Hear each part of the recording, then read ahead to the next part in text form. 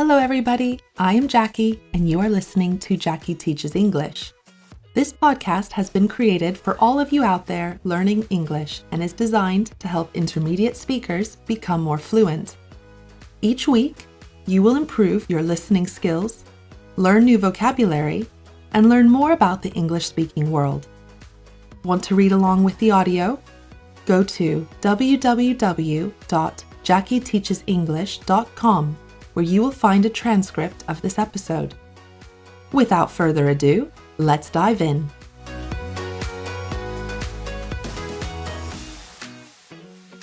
Hello, and welcome back to another episode of Jackie Teaches English. You may have noticed that some time has passed since my last episode. I took a trip back to my hometown of Austin, Texas, to visit family, and I thought that I would take this opportunity to share with you the best and strangest things about my city. First off, just where is Austin? Austin is the state capital of Texas, which is located in the south-central region of the United States, bordering Mexico. Despite being the capital, Austin is the fourth most populous city and is situated right in the middle of the state. If you haven't been to Texas before, you might be imagining a dry and flat landscape. This isn't true with Austin.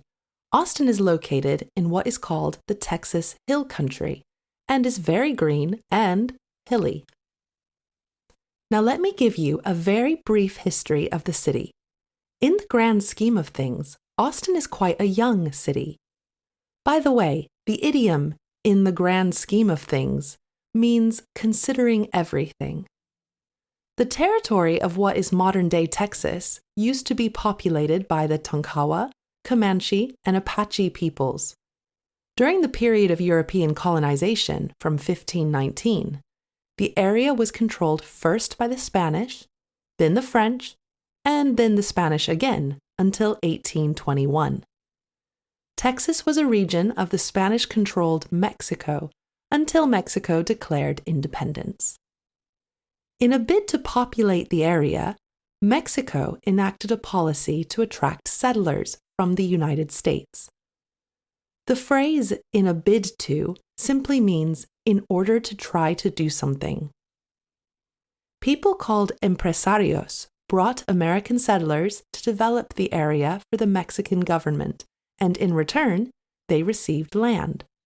A man by the name of Stephen F. Austin was one of these empresarios and is often referred to as the father of Texas, or at least the founder of Anglo-Texas, as of course it is argued that people have lived in Texas long before white settlers moved in. Do you recognize the name?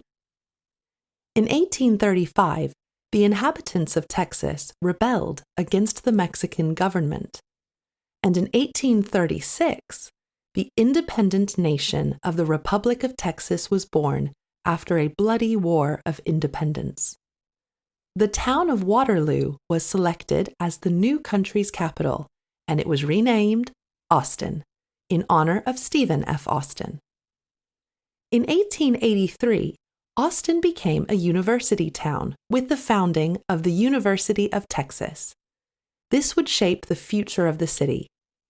Having a first-class university, the city soon attracted the best minds and big companies. Tech companies in particular have flocked to Austin ever since. The verb to flock means to move in large numbers. We get this verb from the noun a flock, which is a group of sheep, goats, or birds. The companies that flocked to Austin included IBM, Apple, Google, Dell, eBay, and Intel, making Austin the Silicon Valley of the South. What started as a small settlement has now grown into an ever-booming metropolis, with the population skyrocketing. As of 2022, it boasted a population of near 1 million, and it doesn't look like this upward trend is going to slow anytime soon. To boast something means to have something that you are proud of. I could also say that Austin boasts great restaurants.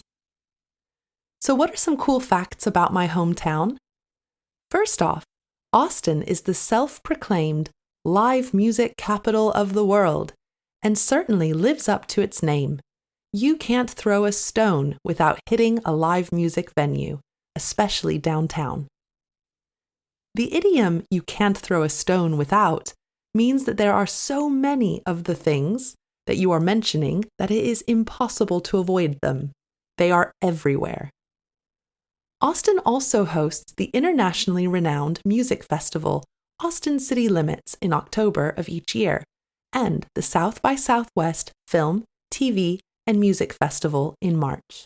Secondly, Austin has an interesting relationship with sport. Did you know that it didn't have a professional sports team until 2021 with the creation of Austin FC? However, there are plenty of University of Texas fans, and college football is a big deal. If something is described as a big deal, it just means that it's very important. You'll see a lot of burnt orange, the official color of the university, everywhere you go. And if you are a motor racing fan, you might know that Austin now hosts the United States Grand Prix. Thirdly, bats. That's right, Austin has bats. A lot of bats, actually. In fact, the country's largest urban bat colony resides in Austin, making their home under Congress Bridge.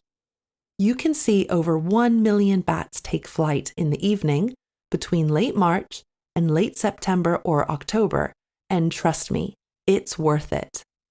Finally, Austin has the slogan, "Keep Austin Weird," for good reason.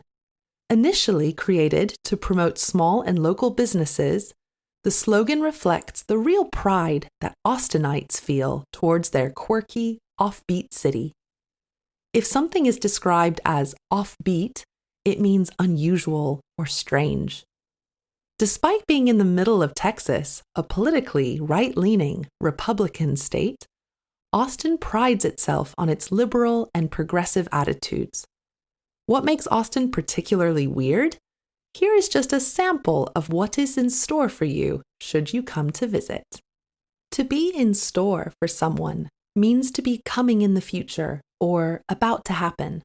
For example, he did not know what was in store for him, meaning he didn't know what to expect. So here are some weird things in store for tourists. You can head over to the Little Longhorn Saloon and play some live chicken shit bingo. That's right, a chicken walks across a bingo sheet on the floor, and if it does its business on your number, you could walk home with extra money in your pocket. Or if chickens aren't your scene, you can enjoy turtle racing at Little Woodrow's, along with other strange and unconventional games. Or take a tour of the Cathedral of Junk, a sanctuary made entirely from used, discarded, and rusty items from across the years. And if that's not weird enough for you, you can even visit the Museum of the Weird. And finally, one of my favorite Austin traditions. Austinites have gathered on the last Saturday of April every year since 1963 in order to celebrate a very special someone's birthday. Who, you might ask? Eeyore, the lovable but melancholic donkey from Winnie the Pooh. Sadly, with the influx of people flooding to the city from other parts of the US and abroad, Austin is at risk of losing some of its most lovable qualities. Locals fear that Austin has grown too big for its own good and now resembles other large cities, giving way to corporate chains and businesses and giving up its unique identity. However, I still think it's a wonderful place to visit. I often get asked for local recommendations, and here are the top things I always suggest that anyone do if they are lucky enough to pay Austin a visit. Explore historic downtown Austin. You can visit the State Capitol building, which is the second tallest in the entire United States, only shorter than the U.S. Capitol building in Washington, D.C. You can experience great nightlife, food trucks, and live music on 6th Street and the surrounding area, and East Austin is also up and coming. If a place is described as up and coming, it means that it is making good progress and will likely be successful and popular in the future. South Congress is another favorite area of mine where you can find a plethora of boutiques, restaurants, and more live music. If you are after some culture, you can visit the Bob Bullock Texas State History Museum. Afterwards, you can enjoy the Blanton Museum of Modern Art nearby. When giving someone a recommendation, you can use this phrase, if you are after, to mean if you are looking for or if you want. You can use this yourself in a shop by saying, I'm after a new pair of shoes to the sales assistant. If you are after an escape to nature, you should take a dip in Barton Springs, a natural aquifer that is cold enough to take your breath away. You can spend the afternoon there sunbathing and taking an ice-cold plunge when the Texas sun becomes too hot. I also recommend paddleboarding or canoeing on Lady Bird Lake because you get an amazing view of the city skyline. And of course, don't forget to see the bats if you are in town between March and September. So there you have it. This has been just a taste of the city where I was born and raised, and I hope you found it interesting or that I was able to give you some inspiration for a future trip. And on that note, we're going to wrap it up here. Thank you so much for listening. Remember that you can access an annotated transcript along with comprehension activities and grammar notes for this episode and past episodes on my website, JackieTeachesEnglish.com.